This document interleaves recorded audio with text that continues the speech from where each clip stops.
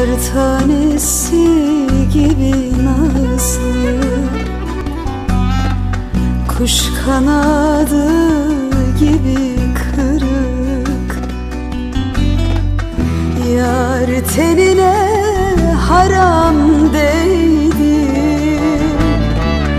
zamansız bu ayrılık.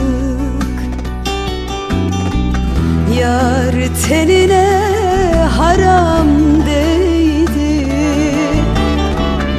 zamansız bu ayrılık.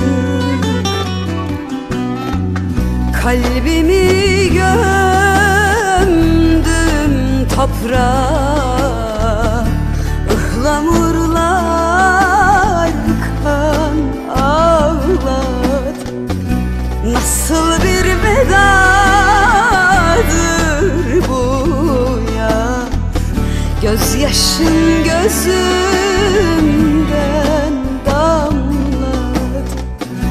Nasıl bir vedadır bu yar, gözyaşın gözümden damlat.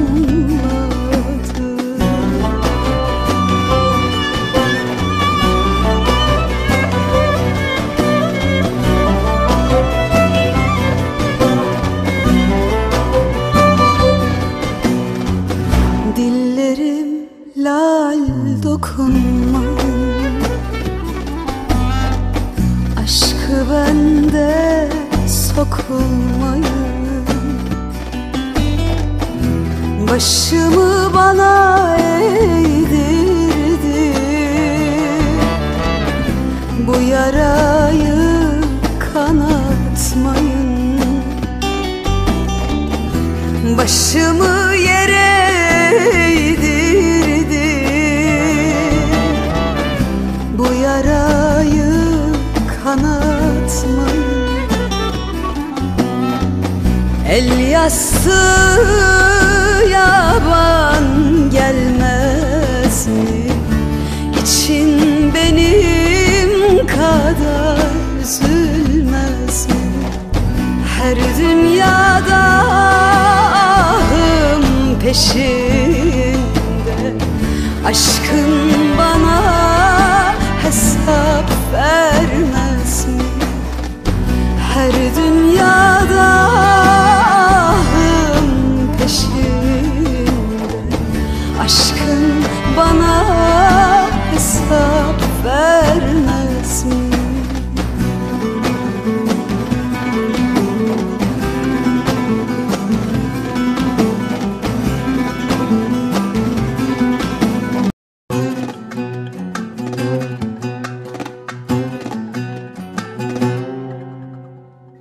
Kar tanesi gibi nazlı, kuş kanadı gibi kırık. Yar tenine haram değdi, zamansız bu ayrılık. Yar tenine haram değdi, zamansız bu ayrılık. Kalbimi gömdüm toprağa, ıhlamurlar kan ağlat. Nasıl bir vedadır bu ya, gözyaşın gözümden damlat. Nasıl bir vedadır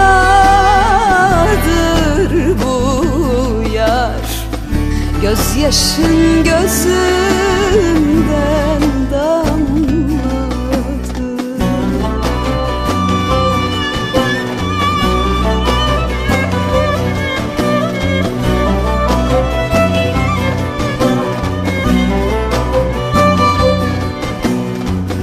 Dillerim lal dokunmayın,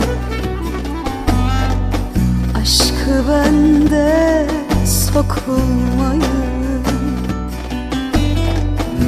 Başımı bana eğdirdi,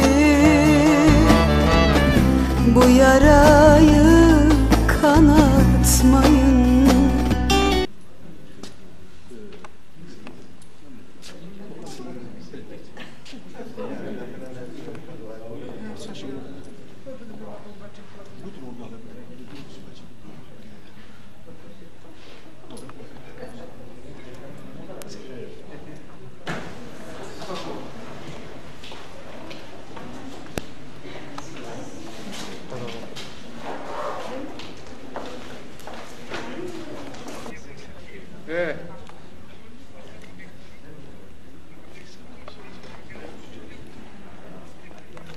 Ya, ça y est.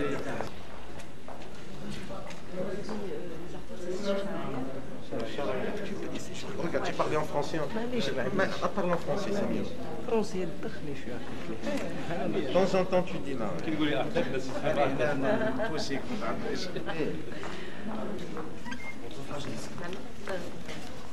اسم تزعم أستاذ ابن الفنادقي طب الداخلي الجزائر ورئيسة الشركة الجمعية الجزائرية للطب الداخلي. Alors مرض الشريان عند مرض السكري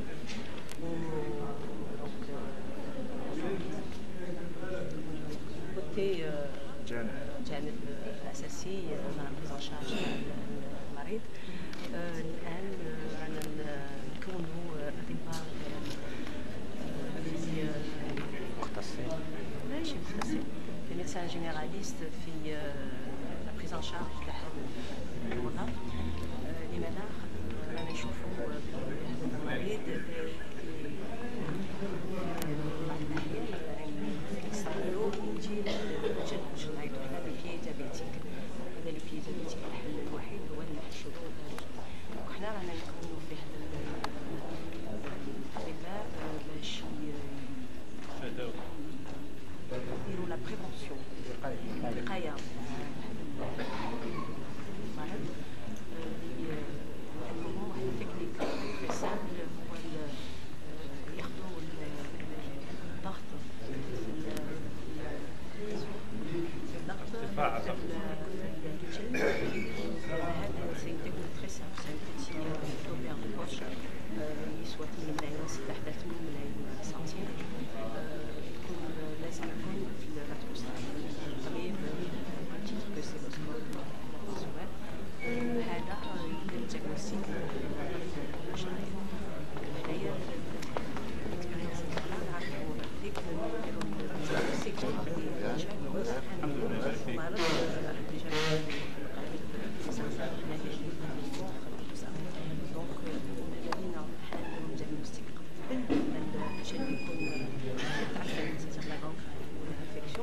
باش تبان لك هذا المرض هذا المشلوك باش ما نحشملوش. وحنا في هذا ثاني الشيء اللي نديرو باش بو سونسيبيليزي لي شيروجيان فاسكولير باش يخدموا معنا باش هما الجانب تاعهم يقدروا يبخانو شارج هذوك لي ديابيتيك باش يديروا عمليات لي انترفونسيون دو ريفاسكولاريزاسيون هذا المرض الشرايين ديابيتيك باش ما يشوفوش هذا المرض. Donc on fait de la prévention حنا للغاية. Plutôt on fait le diagnostic, mieux c'est pour le diagnostic.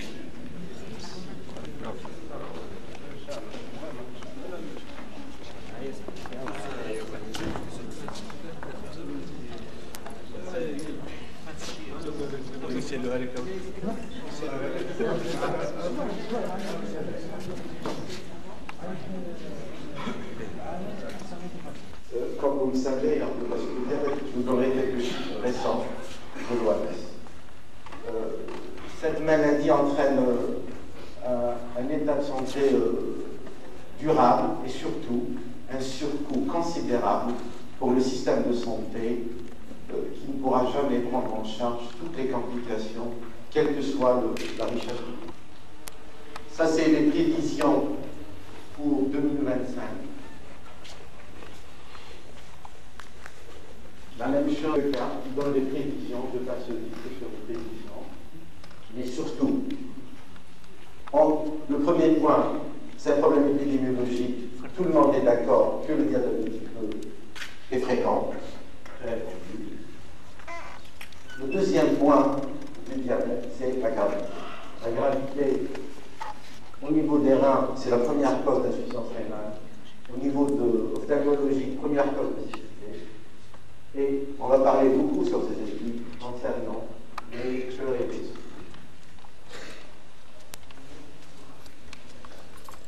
Ça, c'est l'OMS de novembre 2008. Elle estime que 80% par diabète dans les pays sous-développés ou en voie de développement et que 50% des décès sont liés à des maladies cardiovasculaires. Toujours, on a l'avantage d'être interne et la prise en charge doit être globale. Les cibles, c'est les cibles glycémiques, je vais développer. Les lipides, la pression artérielle, ça sera ici, et la protection du rein. Alors, ce qui est connu, je vous donne les chiffres classiques de l'ADA, c'est les objectifs glycémiques. Classiquement, il faut équilibrer un patient avec une glycémie à jeun inférieure à 1,3 et une 7%. Ceci, on dit, en fonction des recommandations de tel. Il faut faire très attention que les valeurs cibles doivent être adaptées à chaque patient. Les autres objectifs, exposés. Le problème des dosages glycémiques, c'est de faire des glycémies à jeun et des glycémies postprandiales à des horaires particuliers. Les problèmes qui se posent, vous savez, les nombres, la glycémie à jeun, il faut faire plusieurs dosages. Et il n'y a pas de consensus sur un nombre de dosages, c'est en fonction du cas et du traitement qu'il reçoit. L'hémoglobine glyquée, ça pose un problème aussi de standardisation. C'est juste pour rappeler que c'est la mémoire du glucose pendant les 3 mois précédents. Et que vous sachiez à peu près plus de 30 militants différents sont disponibles commercialement pour mesurer. Et donc ce manque de standardisation peut donner une grande variabilité dans les résultats, allant de 4 à 8,1 pour le même échantillon de sucre. Dans certains pays, il y a la standardisation, aux États-Unis aussi, au Japon. Chez nous, c'est les armes thérapeutiques en dehors de l'insuline qui sont disponibles actuellement, du moins les 4 derniers chez nous. La réduction de la glycémie à jeun et la réduction de l'hémoglobine glyquée en points. Je n'ai pas mis l'insuline ici, je vais l'ajouter. Ça, c'est pour vous dire quelle est la proportion dans.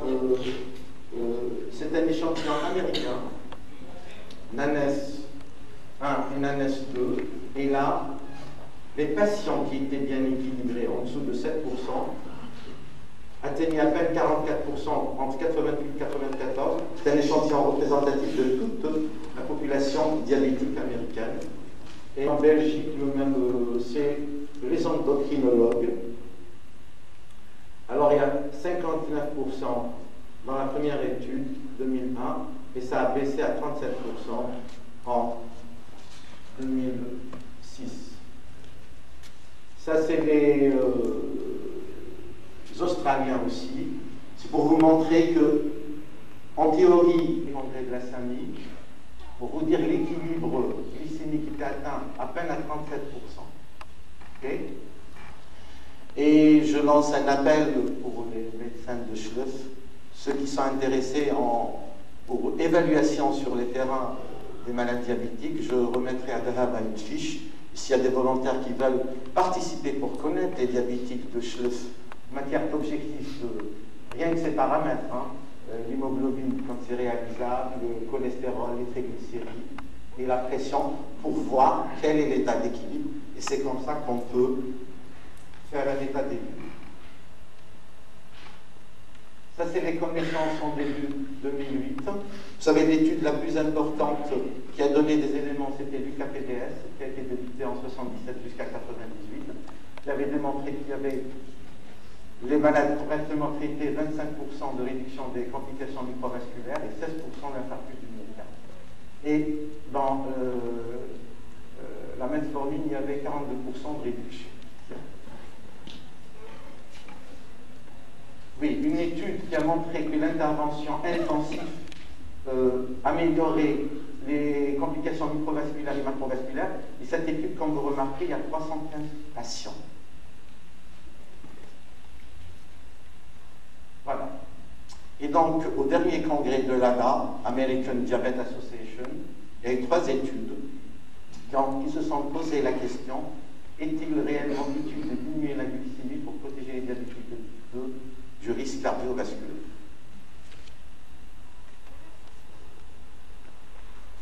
Donc, ça c'est la synthèse, c'est les études Advance, Accord et VAT. Je vous donnerai le détail tout à l'heure pour connaître la méthodologie qui est très importante. Ce qu'il faut connaître aussi, avant d'interpréter les résultats, c'est les critères d'inclusion et la méthodologie. Et donc ces 3 études aboutissent à l'effet, à la conclusion unanime qu'un traitement hypoglycémiant intensif, excessif, ne diminue pas le risque cardiovasculaire des diabétiques. Au contraire, dans l'étude Accord, il y avait une surmortalité.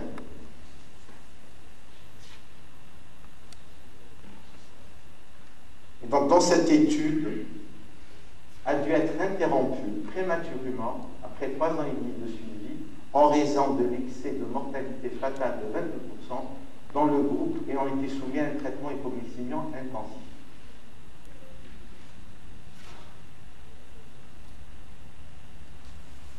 La 3e étude aussi, qui a regroupé 1791, prédominant masculin parce que c'est des vétérans des États-Unis, qui n'a pas montré de différence significative.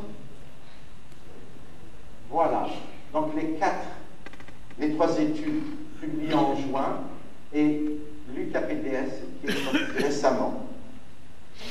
On va détailler aussi, qui apporte des éléments extrêmement importants. Je passe là. Alors, je rappelle rapidement les 3 études, une par une. L'étude Advance, c'était d'évaluer l'effet quand on traite les patients avec une cible de 6,5 pour réduire les complications microvasculaires et macrovasculaires. Microvasculaires, c'est la rétinopathie et la néphropathie, évaluées sur l'avancée de but par maladie cardiovasculaire, l'infarctus du myocarde et l'AVC. Et donc, vous regardez l'échantillon, il est extrêmement important, 11 140, c'est des diabétiques de plus de 55 ans, ayant un antécédent de maladie cardiovasculaire ou facteur de risque. C'est des malades à risque.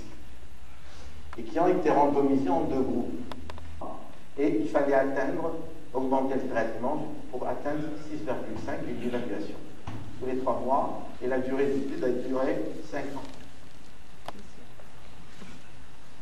Alors, ils ont évalué les gens sur ce qu'ils appellent composite, l'événement cardiovasculaire majeur, ou un événement microvasculaire majeur. Les caractéristiques, l'ancienneté de diabète 68 ans, la moyenne d'âge 66 ans, vous avez à l'inclusion 7,5. Et les résultats. Alors, dans le groupe intensif, 41% étaient sous insuline. Il n'y avait pas de bénéfice durant les 5 ans d'études. Résultat positif s'il n'y a pas d'antécédent de maladie cardiovasculaire ou de néphropathie. Par contre, il y avait une réduction des complications rénales, 30% de réduction sur 2023 et pas de différence dans la progression des rétinopathie. L'hypoglycémie était relativement rare, mais plus fréquente dans le groupe intensif. Alors la 2e étude, celle des vétérans, qui a regroupé 1791, c'est le même objectif.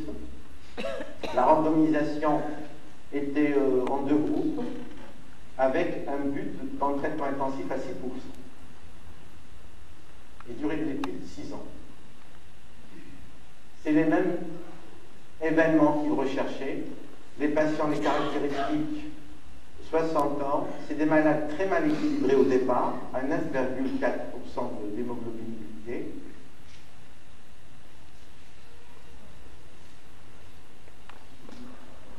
Sur les événements cardiovasculaires, il n'y a pas de bénéfice durant les 6 premières années de l'étude. Par contre, une réduction significative de la microalbuminurie. Donc, il y a un effet sur la microangiopathie, mais pas d'effet sur la macroangiopathie. L'hypoglycémie était plus fréquente dans le groupe sans différence significative. La troisième étude, c'est de voir, donc ils ont été plus excessifs, c'est 7%, c'est 10 251 patients, type 2, antécédents de maladies cardiovasculaires, et la même chose, randomisation en 2 groupes, standard et intensif. Et donc voilà les 2 bras, et l'évaluation 2 mois dans l'un et 4 mois dans l'autre. Alors, à la différence des 2 premières, où il n'y avait pas de différence sur les événements cardiovasculaires, l'étude d'accord a montré l'inverse, qui était attendu. Donc, l'outcome, c'était la survenue de décès. Ça, c'est les patients de 62 ans, 10 ans de durée de diabète. Ils avaient une hémoglobine à 8,3 et antiarité sous insuline, à l'inclusion. Donc, l'hémoglobine a été réduite dans le versant intensif, mais l'étude a été arrêtée parce qu'il y avait plus de décès dans le bras intensif que par rapport au bras non intensif.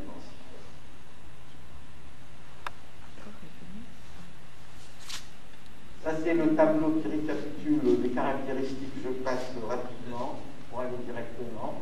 Ça, c'est aussi qui regroupe l'effet sur l'hémoglobine et les glycémies. Pour expliquer un peu pourquoi dans l'accord il y a eu plus de décès plus élevés, c'est une population à haut risque.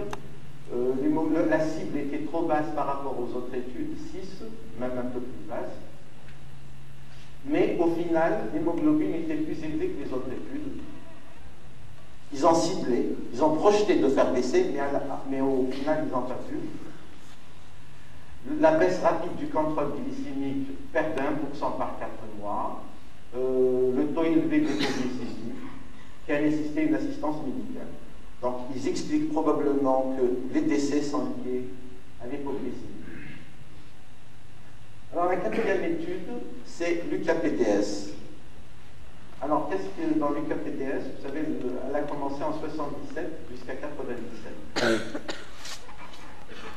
Il y avait 4209 patients, 2300.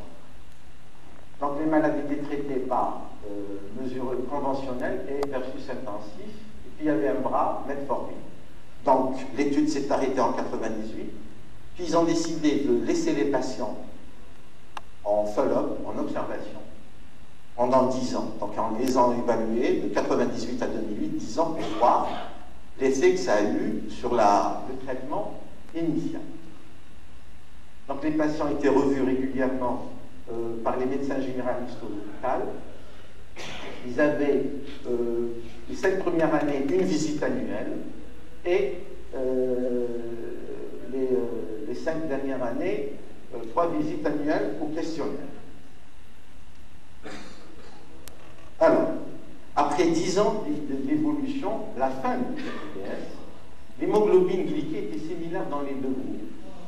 Les avantages microvasculaires constatés juste après l'essai étaient maintenus. Par contre, ce qui était un élément extrêmement important, l'avantage macrovasculaire existait, mais il n'y avait pas de différence significative à la fin de l'étude, fin 98. 10 ans après, après l'évaluation, il est devenu statistiquement significatif. Et les avantages macrovasculaires de la metformine ont été maintenus. Ce qui constate que la réduction à peine de 0,9% sur les 10 années du diagnostic produit un bénéfice persistant dans les 10 ans qui suivent. Donc il y a un effet même retard, ce qu'ils ont appelé par mémoire. Et donc là, il dégage comme conclusion assurer un bon contrôle dans le diabète de type 2 et surtout initier la metformine dès le diagnostic. Dès le diagnostic, si vous traitez correctement votre patient, il y a les bénéfices qui sont à très long terme. Donc les résumé de 4 études. L'intervention précoce du KPDS, réduction significative des maladies cardiovasculaires. Ceux qui étaient sous insuline, réduction de 16%, insuline ou sulfamide 16%, metformine 39%.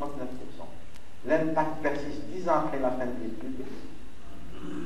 Pour les 3 autres études, l'intervention tardive, c'est-à-dire quand vous avez un malade qui a déjà des complications macrovasculaires, si vous voulez intensifier davantage le traitement pour contrôler la glycémie, vous risquez une mortalité que. Alors si vous intervenez un peu plus tôt, il y a un bénéfice important. Donc aucun essai n'a démontré de réduction significative. Le contrôle strict peut causer un décès par calomnie synthétique. Une intervention précoce pour équilibrer correctement la glycémie et prendre les complications macro- et microvasculaires. La metformine prescrite au diagnostic apporte de grands bénéfices cardiovasculaires. Ce bénéfice persiste avec un effet tardif. Et le contrôle glycémique tardif, et quand le risque vasculaire est très élevé et établi, n'a pas d'impact immédiat sur la maladie cardiovasculaire. Cinquième point, le contrôle strict chez le diabétique évolué avec une maladie cardiovasculaire peut causer le décès. Vous pouvez être nocif chez une certaine catégorie de patients qui ont déjà des maladies cardiovasculaires et vous voulez à tout prix corriger la glycémie, vous pouvez causer plus de dégâts. Vous savez, les sociétés savantes américaines et certaines européennes, ils réagissent rapidement. Vous connaissez toutes les guidelines d'auparavant, et là récemment, l'ADA avec le HST a sorti le consensus à la suite de ces éléments. Donc, une intervention précoce, bénéfice significatif et tardif, persiste dans le temps. L'équilibre intensif et trop strict peut être délétère, particulièrement diabète évolué chez les patients à haut risque, sous forte dose d'insuline. Et n'essayez pas d'aller trop fort dans la cible 7%. Initiez le traitement avec metformine au diagnostic. Si ça ne marche pas, bien sûr, les mesures génétiques sont toujours mises. Traitements qui ont fait leur preuve, c'est les sulfamides et l'insuline. Les traitements moins confirmés, les glitazones du GLP-1 et l'insuline. Bien sûr, vous savez, entre les études et la réalité, il y a toujours un fossé. Les études, elles donnent des preuves pour la pratique, mais c'est des résultats bruts. Il y a des sélections. Chaque malade est un cas. Il y a une adaptation du traitement pour chaque cas à l'échelle individuelle. Bien sûr, le patient doit être informé. Et la décision finale et les modalités, donc il faut le faire participer, prendre le temps. En général, dans les consultations surchargées, on n'a pas le temps de s'arrêter. Pourtant, il faut le faire.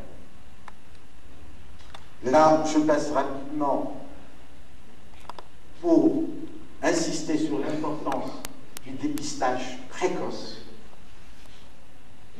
du diabète. Et ça, tous les questionnaires qu'il y a, et surtout, chez qui on fait le dépistage précoce, on sait qu'il y a des sujets à risque. Pourquoi le dépistage précoce? On sait maintenant, on a la preuve. Dès qu'on commence le traitement, le plus tôt possible dans le diabète, non seulement il y a l'effet immédiat, mais il y a l'effet à long terme, même si le malade arrête en cours le traitement intensif. Donc, il faut dépister. Et on sait qu'il y a, au-delà de 40 ans, les patients qui ont un BMI de 25 et plus, ou un tour de taille, chez les proches parents, ça c'est les différentes études.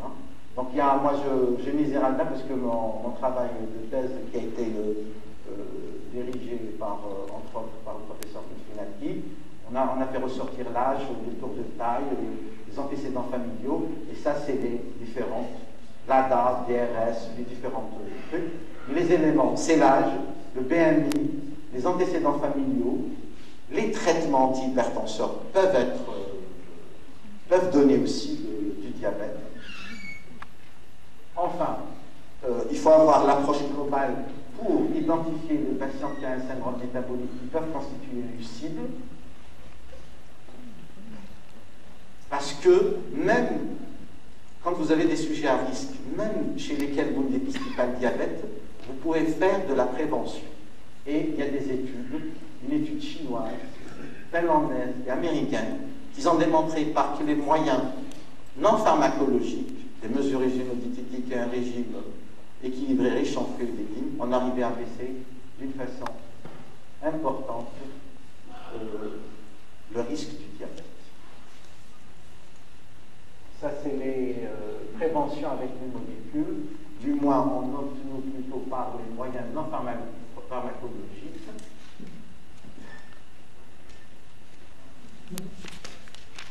Alors, donc en conclusion, si vous ne voulez pas que les enfants de notre pays deviennent, parce qu'aux États-Unis, ils ont 6 millions d'enfants qui sont obèses, ou overweight, et ça c'est pour terminer. Donc, pour ceux, je réitère, le plus important, c'est que, en pratique, c'est à l'échelle individuelle, il faut faire une évaluation sur le terrain. Donc, ceux que j'appelle, ceux qui sont intéressés par les études, je laisserai chez Dahama un tableau qui récapitule les éléments clés des diabétiques sur les terrains pour évaluer. Et je vous remercie. De constater la prise en charge et la conduite à tenir du diabète de type 2 ne s'arrête plus aux chiffres glycémiques, mais passe au-delà aux complications, surtout cardiovasculaires et aux facteurs de risque. J'ouvre le débat et vous avez 6 minutes pour poser des questions au professeur Louis.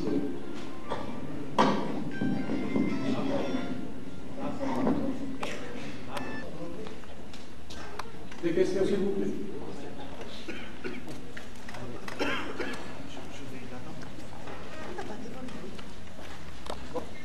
Bon, première question, c'est moi qui vais la poser. Monsieur le professeur Louis, de l'HbA1c, qu'est-ce que vous conseillez comme moyen de suivi et de prise en charge des diabétiques?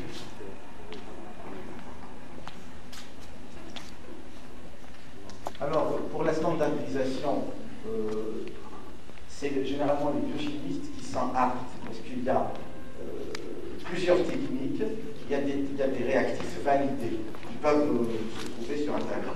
C'est-à-dire qu'il faut demander au laboratoire de biologie quelle technique il utilise, est-ce que c'est une technique validée? Si c'est une technique validée, c'est bien, l'hémoglobine, c'est le meilleur outil pour pouvoir suivre tous les 3-4 mois, au moins 2 fois par an en fonction des possibilités, et du coup, pour pouvoir suivre. Si vous ne pouvez pas l'avoir, il y a une autre méthode, c'est de faire des glycémies capillaires. Des glycémies capillaires à jeun et des glycémies capillaires postprandiales, 1h30 à 2h après le repas, et des jeux. Ce que je fais en pratique, pour certains malades qui sont diabétiques de type 2, c'est de faire au moins une glycémie à jeun par semaine, au moins une glycémie à jeun après le déjeuner, 1h30 à 2h, au moins une glycémie. Et puis il calcule, il me ramène les moyennes, voire les glycémies, et après, en fonction de chaque malade, la fréquence diffère. Il faut que vous sachiez qu'il n'y a pas actuellement dans l'état où je parle, c'est discutable pour le diabète de type 2 qui n'est pas insuliné. Mais en pratique, ça permet de sensibiliser. D'autant plus, je ne sais pas si vous le savez, les patients qui sont assurés ou les laboratoires, que ce soit la Roche, donnent gratuitement les glucomètres, les réactifs, les bandelettes, c'est un peu cher, autour de entre 1600 et 2800 remboursés par la sécurité sociale. Et c'est un outil qui peut aider. Mais l'idéal, c'est d'avoir l'hémoglobine liquide. Je pense, je ne sais pas si vous avez de biochimistes comme s'ils la font bien. Oui. D'accord, ça se fait, mais se pose le problème de la standardisation parce que je viens d'assister le samedi passé à une réunion sur le diabète à Alger. Tous les diabétologues posent ce problème. Donc, je ne pensais pas, nous avons 3 ou 4 labos qui font l'HbA1c, mais on n'est pas sûr que ça soit standardisée sur laquelle on peut compter pour le suivi et le contrôle de nos malades. Le seul moyen, c'est de leur demander quelle technique ils utilisent et de vérifier que c'est une technique validée par via Internet. Mais en attendant, les glucomètres peuvent être un outil, ça aide indépendamment de l'hémoglobine glyquée, parce que ça sensibilise les patients et c'est un outil très intéressant que moi, personnellement, en plus de l'hémoglobine glyquée, je le fais pour mes patients. Il y a une question ici. Non, c'est pas une question. C'est Dr Mazouzi. Je vous remercie, professeur Kounissi. Je suis diabétologue, capillaire dans la wilaya mitoyenne, je voulais parler des techniques de la HbA1c. C'est surtout vérifier pour la réponse, pour surtout la technique de colonne. C'est une technique qui est ancienne, utilisée par certains laboratoires. Et le patient paye le même prix alors que c'est une ancienne technique qui n'est pas du tout efficace. Vérifiez au moins ça.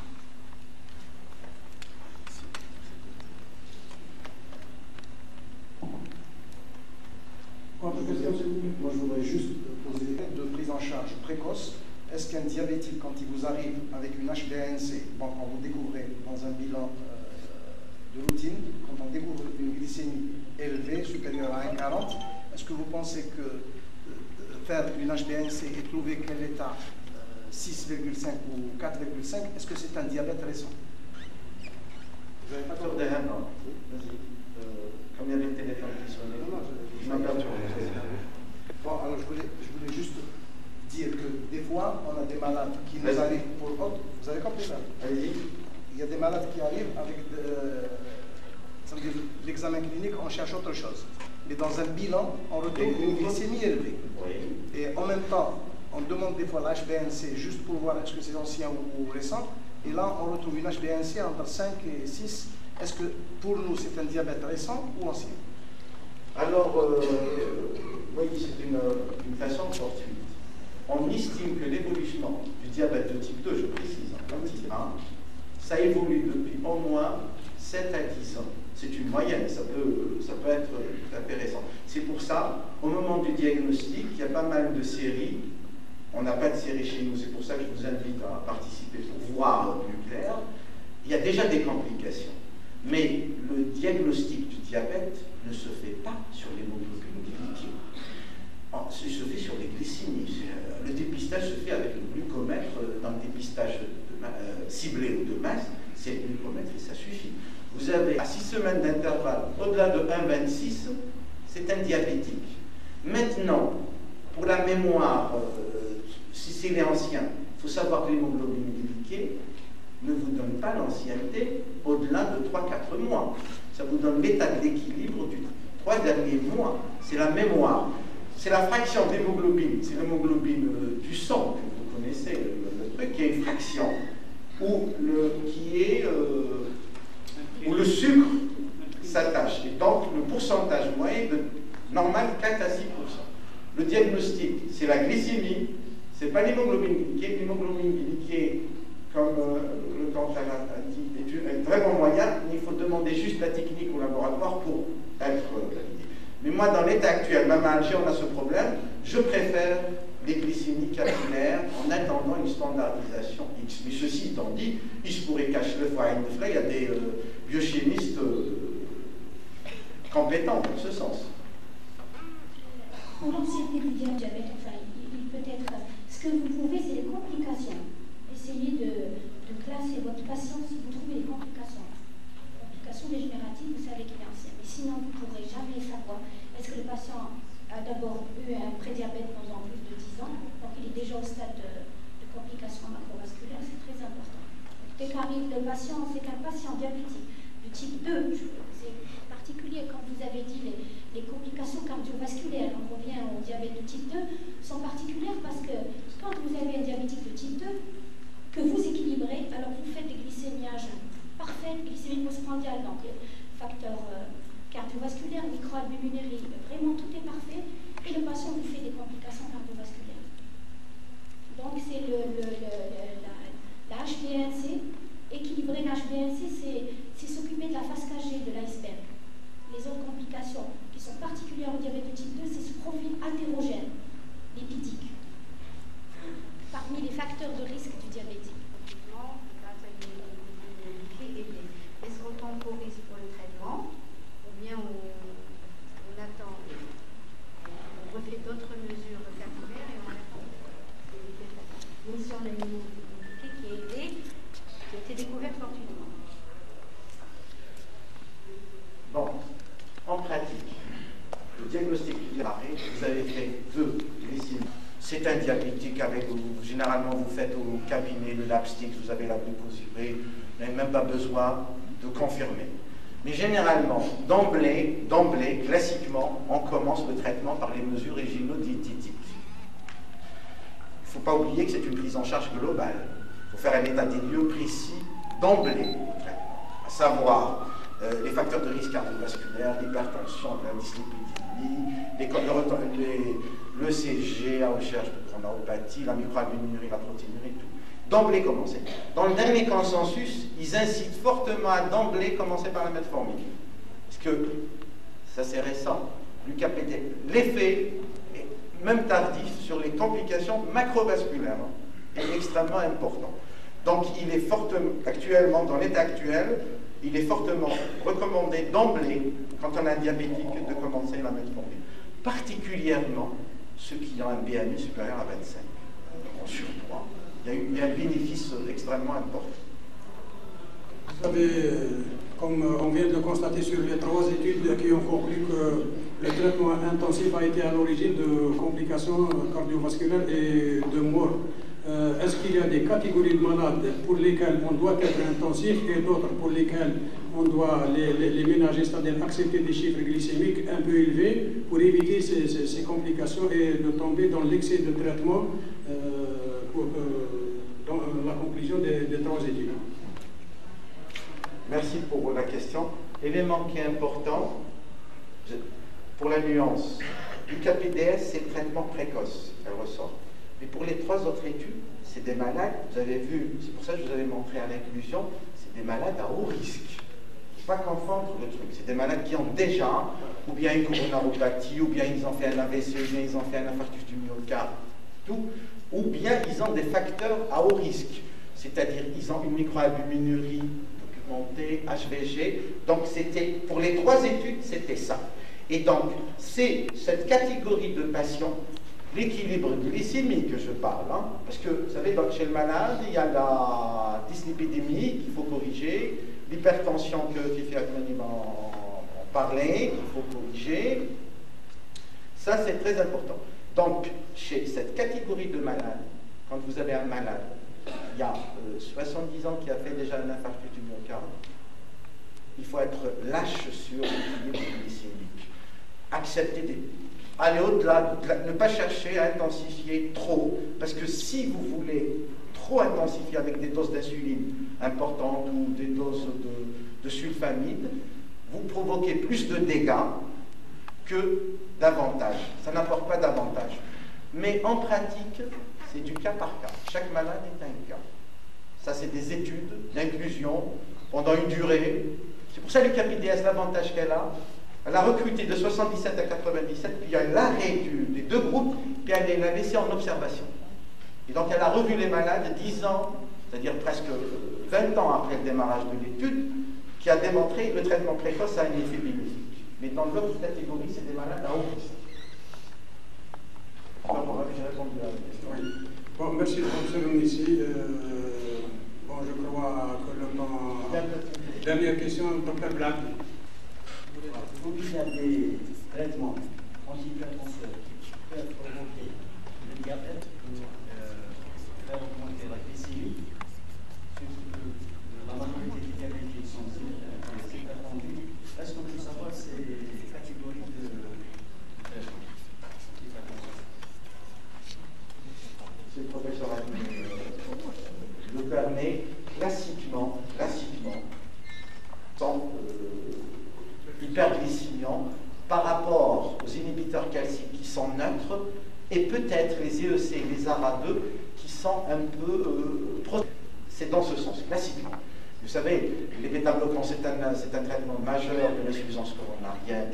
Donc les 2, en général, c'est les diurétiques et les bêta-bloquants qui sont hyperglycémiants. Mais mais je laisserai le professeur Atmani après développer, ou si elle veut intervenir maintenant. Immédiatement. C'est bien. Oui, effectivement, dans le choix thérapeutique, le choix des antihypertenseurs, dans le choix des antihypertenseurs, on doit tenir compte des médicaments qui sont réputés diabétogènes. Effectivement, les bêta-bloquants, comme on a dit ici, les bêta-bloquants et les diurétiques sont les plus réputés diabétogènes. Et les inhibiteurs du système réninine-angiotensine sont réputés les moins diabétogènes. C'est pour ça que chez le diabétique, en première intention, on va le revoir tout à l'heure, c'est les IEC ou les ARAD. Voilà. Donc, dans votre choix, en cas d'HTA plus diabète, dans votre choix, vous allez voir qu'il y a le choix selon le terrain, le choix selon l'atteinte d'organes cibles, etc. Vous devez tenir compte de ce petit critère, de ce qui est réputé diabétogène. Une dernière question, s'il vous plaît. Oui. Nous ne sommes pas sous metformine. Est-ce qu'il faut changer de traitement ou ici, il y a des anciens malades qui ne sont pas sous metformine. Est-ce qu'il faut les mettre sous metformine ou les laisser comme ça? Oui. L'étude des KPDS, c'était dans l'initiation du traitement. Les malades qui sont déjà évolués depuis un certain temps, peut-être qu'ils ont déjà reçu la metformine, je n'en sais rien, c'est du cas par cas. Mais même les malades sous insuline peuvent recevoir la metformine.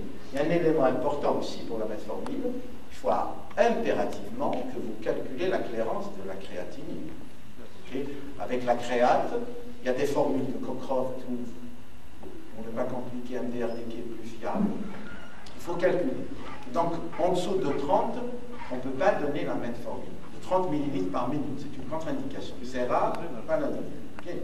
Donc, ça, il ne reste que l'insuline. Mais pour les malades déjà traités, pas chambouler. Mais à chaque fois qu'on peut ajouter la metformine, s'il n'y a pas de contre-indication, machin, c'est un plus. Mais le KPDS, c'est l'initiation. Pas quelqu'un qui a 20 ans d'évolution et il a déjà des complications cardiovasculaires. Est-ce que ça va apporter quelque chose? Point d'interrogation. Mais en pratique, quand on peut l'ajouter à d'autres médicaments, s'il n'y a pas de contre-indication, c'est un plus. Merci, professeur Lounissier. Vous pouvez disposer. Et je passe la parole au docteur Bachir Hamdil des laboratoires Novo Nordisk